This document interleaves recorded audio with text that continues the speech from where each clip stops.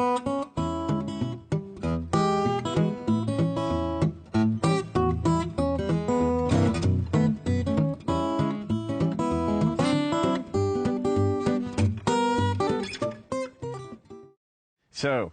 getting started on fingerstyle guitar, that's where we're starting here.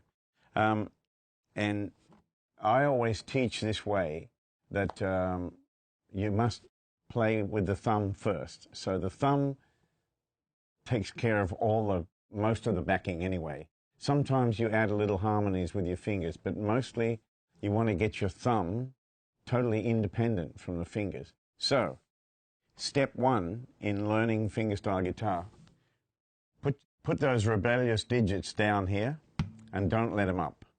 Sometimes when I'm teaching people one-on-one, I'll put a bit of gaff tape across there so they can't move it. What we want to play is we want to spell out the chord, and the first note we play should be the root note of the chord. So I'm going to take C, F, and G. So first chord, C. Right? I'm going to switch to F. I play F like that with my thumb over there. You may want to play it like that. So I play the F note first when I switch to F. Now I switch to G. Now back to C. Right? So my fingers are doing nothing. Right? So I'm just going slowly. Now, you can also hear that I'm slightly muting, so it doesn't go, right? It's going boom, chick, right? That's how I'm getting that sound. I'm muting with just that part of my palm, just very lightly. We call this boom, chick, boom, chick. So boom, F to G.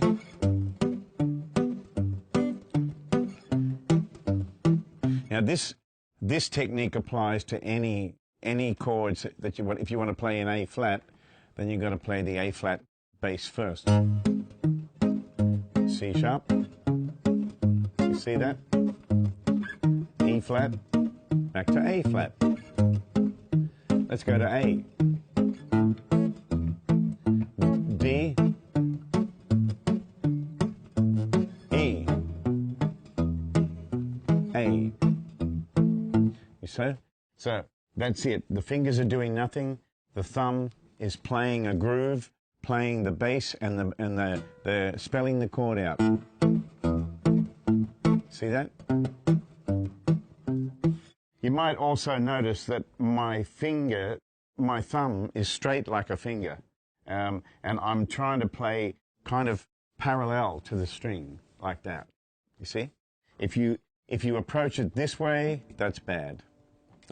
Yeah, if you approach it that way, if you do that, that's no good. You got to get it so it looks like that. Then you'll have much more control, and you'll be able to not only control the sound, but control the dynamics of your thumb. You can either lay it in when you come into the chorus of a song and you want everything to get a little tougher. You can lay it in like that, or you can back it off. You know, so the first exercise, number one, is just the thumb. All right, so now we're up to step two. So step one was just the thumb with the fingers down, right? Fingers doing nothing, just the thumb. And you know, that's a lot harder than it seems to play something really in time and with a good groove. You know, you need to practice that, just the thumb, and just get it steady. So, okay, step two, we leave the pinky down as our anchor, right? Some people argue with me and say, I don't want to put the pinky down, I want my hand to float. You know, do what I say, or... No. I do this because I know it works, and I can promise you, you can rely on that pinky to hold everything steady.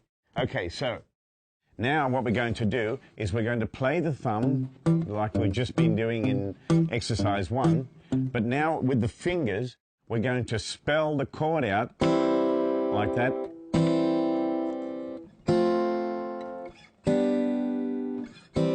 while keeping the thumb going. This is step 2, and it's the beginning of independence between the thumb and the fingers. So 1, 2, 3, 4.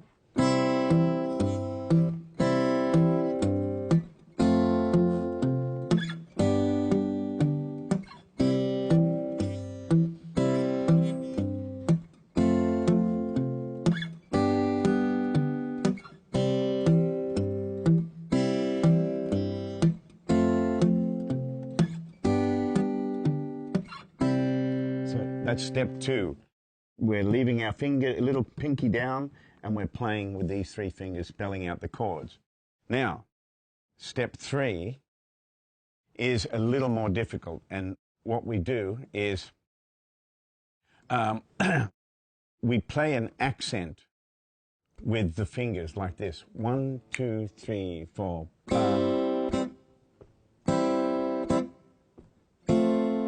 And the reason I came up with this little exercise is it's against what the thumb is doing. So this is going to be a bit of a mind game for you for a little while, to try to keep this going and go.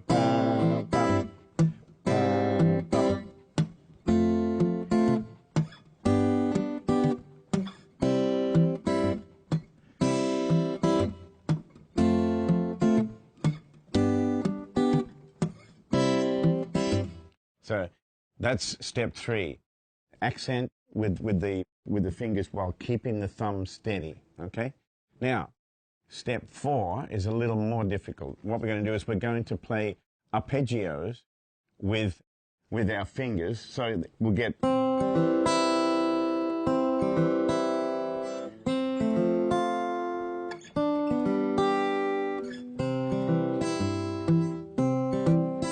See that?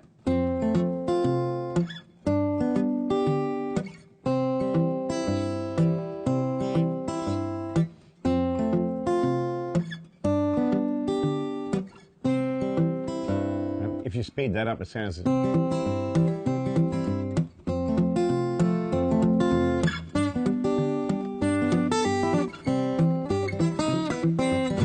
So forth. So that's step 4, playing arpeggios while keeping the thumb steady, right? This arpeggio exercise starts with. So the thumb's doing that. And then I start with the second finger.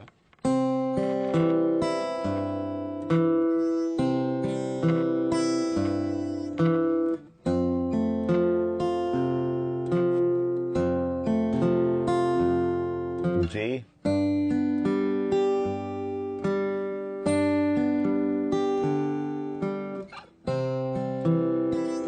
That's what it looks like in slow motion, right? So then you mute a little bit. Kind of swing it.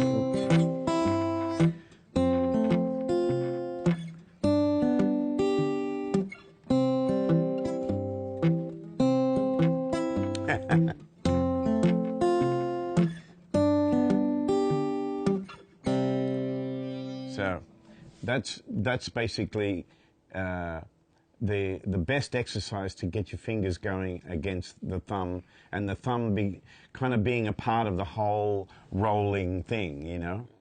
So you can use that anywhere and in any tempo, you know.